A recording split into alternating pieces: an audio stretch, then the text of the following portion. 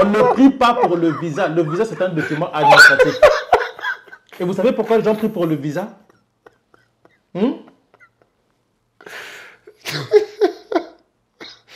non, enfin, pourquoi il... Oui, mais les gens prient pour le visa. Au Congo, les gens vont dans des montagnes pour avoir le visa. Bonjour, bonsoir. Bienvenue sur la chaîne de l'immigration et de l'entrepreneuriat. Je suis tombé récemment quand je faisais la tournée des vidéos intéressantes sur YouTube.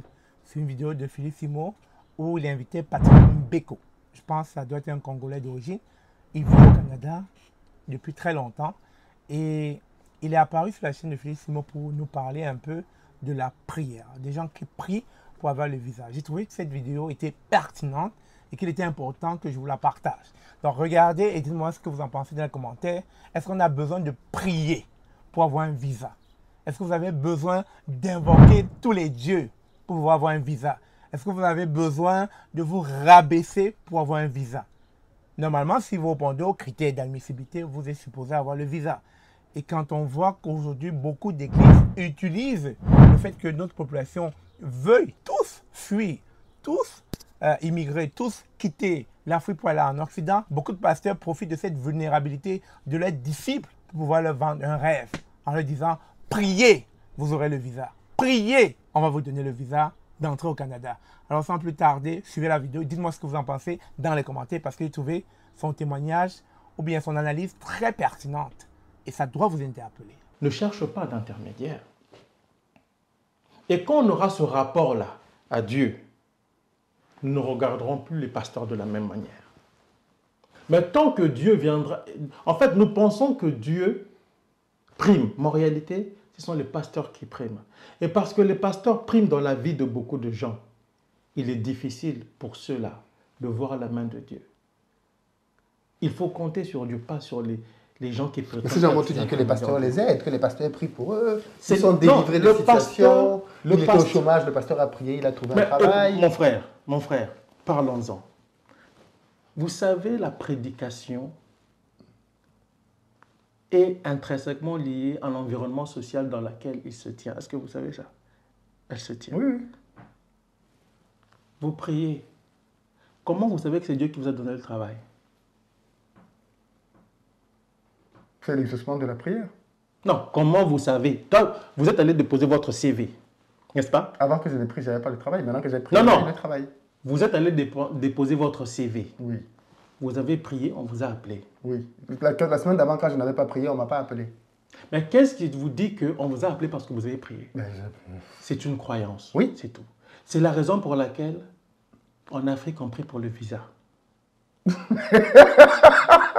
mais je vous dis. Mon frère, j'ai dit à quelqu'un une fois, on ne prie pas pour le visa. Le visa, c'est un document administratif. Et vous savez pourquoi les gens prient pour le visa? Non,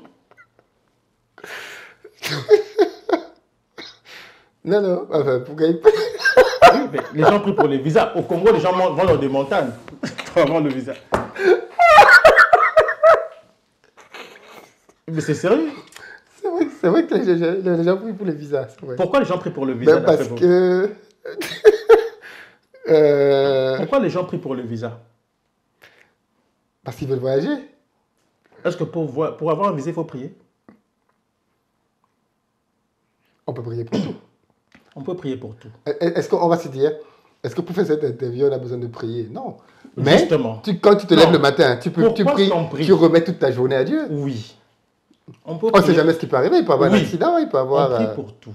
Oui, je suis d'accord. Dans le principe. Mais les prières que nous faisons, pour les besoins que nous avons, je vous ai dit, les prédications, ces prières-là sont liées à notre environnement social immédiat.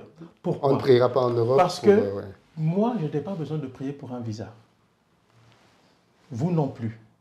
Un visa est un document administratif ou un cachet, je ne sais pas, dépendamment des pays.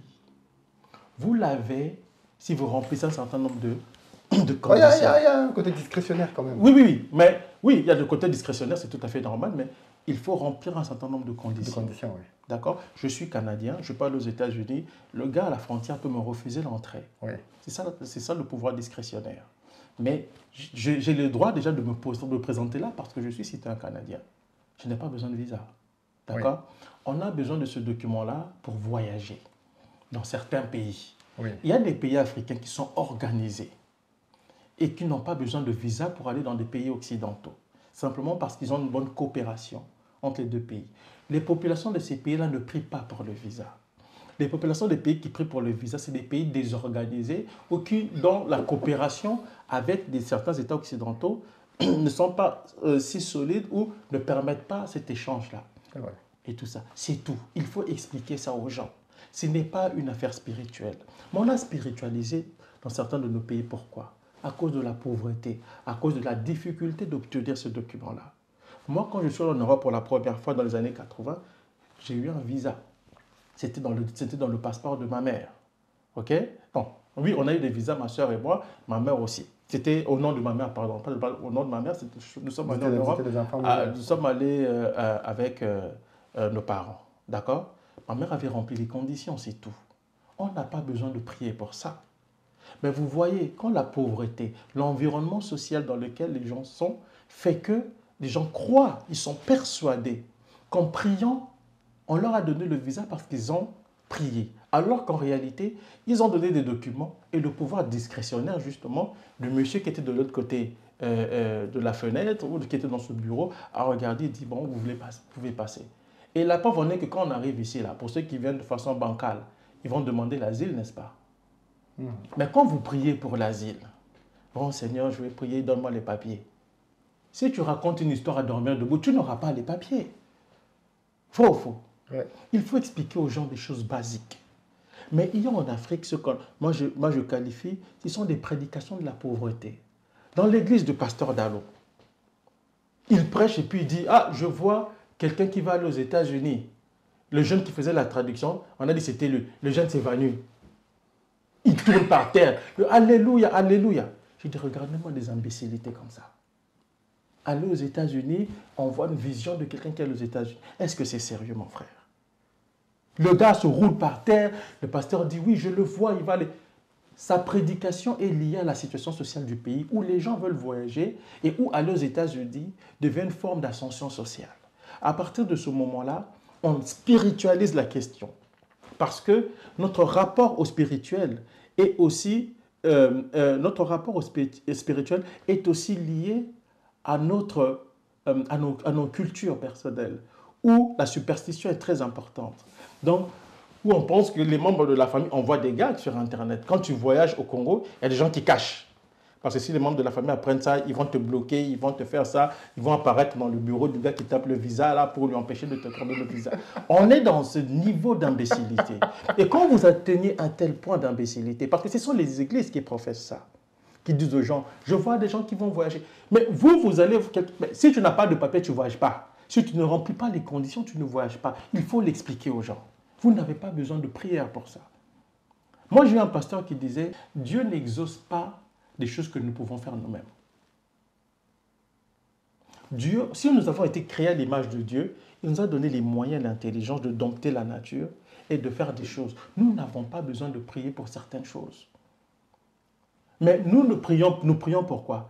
Parce que certaines choses faciles sont devenues difficiles à cause de la réalité sociopolitique ou socio-économique des espaces dans lesquels nous vivons, de certains pays. Et c'est ça qui explique certains comportements. C'est ça qui explique certaines prédications. Du coup, certains enjeux deviennent des enjeux spirituels comme le mariage, comme l'enrichissement. Dans un pays qui ne crée pas d'emploi, comment tu peux prier pour quelqu'un pour qu'il ait l'emploi? Faites pression sur les autorités pour qu'ils créent assez d'emplois pour permettre aux gens de travailler. Vous sensibilisez les Africains au retour sur le continent. Vous montrez des opportunités d'affaires, oui ou non? Est-ce que vous êtes assis ici, là, à prier matin, midi, soir, pour leur dire ça? Non.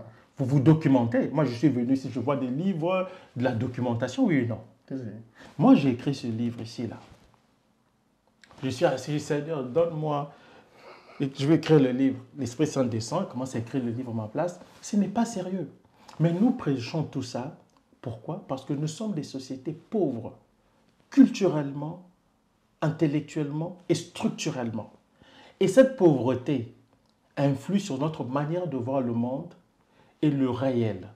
Donc, ce qui fait que quand on prêche en fonction de ces réalités et non en fonction de ce qui est écrit dans la Bible. Et on adapte la parole biblique à ces réalités-là pour leur donner un sens.